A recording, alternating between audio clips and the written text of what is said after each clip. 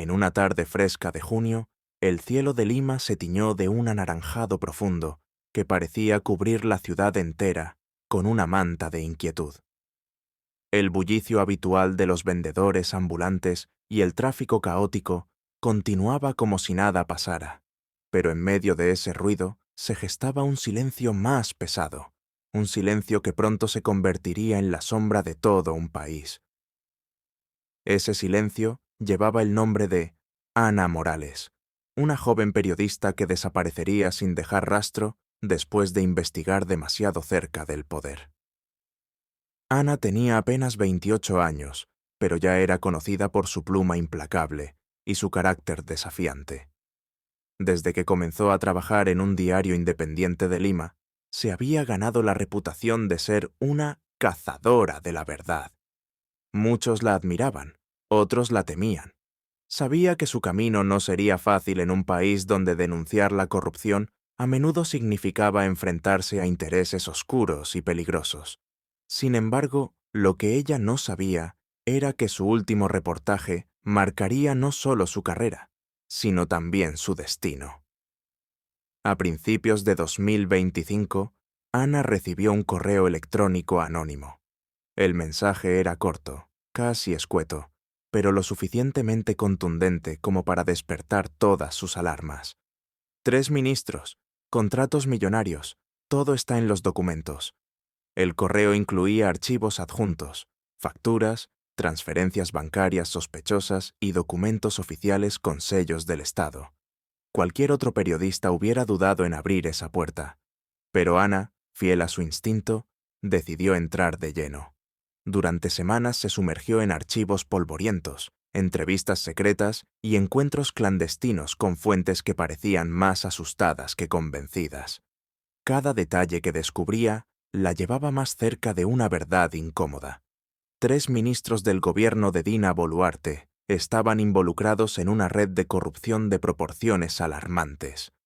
Los nombres aparecieron con claridad en sus notas. Alfredo Salazar, ministro de Economía, responsable de la distribución de proyectos públicos. Lucía Herrera, ministra de Transportes, cabeza de licitaciones multimillonarias. Ramiro Castillo, ministro de Energía, encargado de los proyectos mineros más importantes del país. Los documentos sugerían que a través de empresas fantasmas, estos ministros desviaban millones de dólares hacia cuentas privadas en el extranjero. Mientras Ana profundizaba en su investigación, las advertencias comenzaron a llegar. Primero fue un auto negro estacionado frente a su departamento durante horas. Luego, llamadas anónimas en las que solo se escuchaba una respiración pesada. Y finalmente, un mensaje en su computadora que apareció de repente en la pantalla. Sabes demasiado. Si no paras, lo lamentarás. Cualquiera hubiera dado marcha atrás. Pero Ana Namber, su convicción era más fuerte que el miedo. Si yo callo, ellos ganan, le dijo a un colega. Sin embargo, su familia estaba aterrada. Su madre le rogaba entre lágrimas. Hija, por favor, deja esto. No quiero perderte. Sus amigos la llamaban imprudente, pero Ana solo veía una cosa. Una verdad demasiado peligrosa para seguir oculta. A las 14:50, los ministros comenzaron a llegar a la sala. Sin ventanas, con paredes cubiertas de paneles de madera oscura y una mesa ovalada en el centro, el lugar transmitía solemnidad y aislamiento. La luz amarillenta proveniente de lámparas empotradas dibujaba sombras suaves sobre los rostros. El primer ministro entró y tomó asiento en la cabecera. A las 15 horas exactas, las puertas se cerraron y se aseguraron desde dentro. Afuera, la seguridad bloqueó el acceso al pasillo. Durante la primera media hora, las intervenciones fueron estrictamente técnicas. Cifras, proyectos de infraestructura, asignaciones presupuestarias. Sin embargo, poco a poco, el tono cambió. Salazar desplegó sus papeles y habló con voz baja pero firme. Algunos inversionistas quieren condiciones más flexibles en el próximo proceso de licitación. Si colaboramos, el flujo de fondos será considerable. Un murmullo recorrió la mesa. Valeria Torres inclinó el cuerpo hacia adelante. ¿Qué tan flexibles? Si debemos salir del marco legal, que sea una sola vez. Salazar sonrió de forma apenas perceptible. Una vez será suficiente. La cámara de Luis captó cada gesto. El cruce de miradas, los dedos tamborileando sobre la madera, el silencio pesado que siguió a esas palabras. Otro ministro intervino. Para que esto funcione, necesitaremos el apoyo de ciertas figuras externas. Valeria sostuvo su mirada. No hay nadie que no podamos convencer. El ambiente se volvió denso. Los sonidos de los bolígrafos sobre el papel y el zumbido del aire acondicionado eran los únicos ruidos. En ese instante, Salazar pronunció la frase que marcaría la grabación. Este camino es necesario para el desarrollo del país y para nuestro propio futuro. Luis sabía que tenía en sus manos, o mejor dicho, en su cámara, algo que podía cambiarlo todo. 2 días después, un portal independiente publicó el video con el título Cámara oculta, la sala de decisiones del gabinete. Las imágenes eran claras, el audio nítido. En cuestión de horas, la etiqueta número golpe de cámara se volvió tendencia nacional. Las cadenas de televisión interrumpieron su programación. Los noticieros analizaban cada segundo de la grabación, invitando a expertos a leer entre líneas. En las calles, la indignación crecía. Manifestaciones improvisadas surgían frente a los ministerios, y en las redes se multiplicaban las exigencias de renuncia. El primer ministro apareció ante las cámaras al día siguiente. Estas imágenes han sido sacadas de contexto. Aún así, investigaremos a fondo. Pero la opinión pública no le creyó.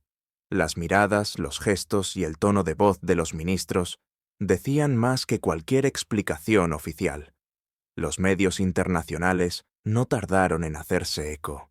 BBC, El País, The Guardian, The New York Times, todos publicaron titulares preguntando: ¿qué se negocia a puerta cerrada en el gobierno peruano? La imagen del país en el extranjero se resintió. Inversionistas pausaron proyectos, embajadas solicitaron informes y organizaciones internacionales pidieron transparencia y rendición de cuentas.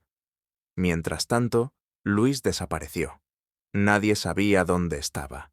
Algunos decían que había huido del país, otros que seguía en la capital, protegido por personas que simpatizaban con su causa. Él, oculto, observaba cómo su acción encendía un incendio político. No buscaba fama ni recompensa, pero sabía que jamás podría volver a su vida anterior. Pasaron semanas. El Congreso formó una comisión para investigar, pero el informe final quedó envuelto en ambigüedades. Los ministros seguían en sus cargos, pero la confianza ciudadana se había resquebrajado. El caso de la cámara oculta se convirtió en un símbolo. Pancartas con capturas de la grabación ondeaban en cada protesta. Luis, desde su escondite, se preguntaba si realmente había cambiado algo. Afuera, la ciudad seguía igual de ruidosa, igual de caótica, pero en el fondo sabía que, al menos por un instante, la verdad había sido vista por todos, y en cada conversación política, en cada debate televisivo, resonaba la misma pregunta. ¿Puede una cámara cambiar la historia de un país? A mediados de septiembre, el cielo de Lima estaba cubierto por nubes pesadas que teñían la ciudad de un gris apagado. Una llovizna fina caía sobre la fachada de mármol blanco del edificio ministerial, haciendo que su superficie se viera más pálida y fría. Afuera, los guardias de seguridad controlaban cada entrada con movimientos rápidos y voces cortas transmitidas por radios. El sonido intermitente de los detectores metálicos añadía un matiz de tensión al ambiente. Según la agenda oficial, la reunión de esa tarde tenía como tema central el Plan de Desarrollo Regional. Sin embargo, todos los que entrarían a esa sala sabían que lo verdaderamente importante no estaba escrito en ningún documento público. Detrás de las puertas cerradas se discutirían asuntos que jamás llegarían a un comunicado de prensa. Entre los ministros había rivalidades antiguas, alianzas frágiles y una desconfianza latente. Cada uno de ellos había sobrevivido a las duras pruebas de la política, aprendiendo a sonreír mientras contaba los pasos de sus adversarios. Ernesto Salazar, ministro de Economía, era un veterano de 5 mandatos. Había comenzado como líder estudiantil en su juventud con un discurso cargado de ideales. Con los años, la dureza del sistema y los compromisos políticos habían moldeado su carácter, reemplazando la pureza de sus promesas por un pragmatismo implacable. Esa tarde traía consigo una carpeta negra con documentos que, en teoría, solo trataban de presupuestos, pero que en realidad escondían mucho más. Valeria Torres, ministra del Interior, se había forjado una reputación de mujer fría y calculadora. Proveniente del mundo académico, había escalado rápidamente en el gobierno gracias a su aguda inteligencia y su capacidad para leer a las personas. Para ella, los límites legales eran como líneas de arena. Podían moverse si la situación lo exigía.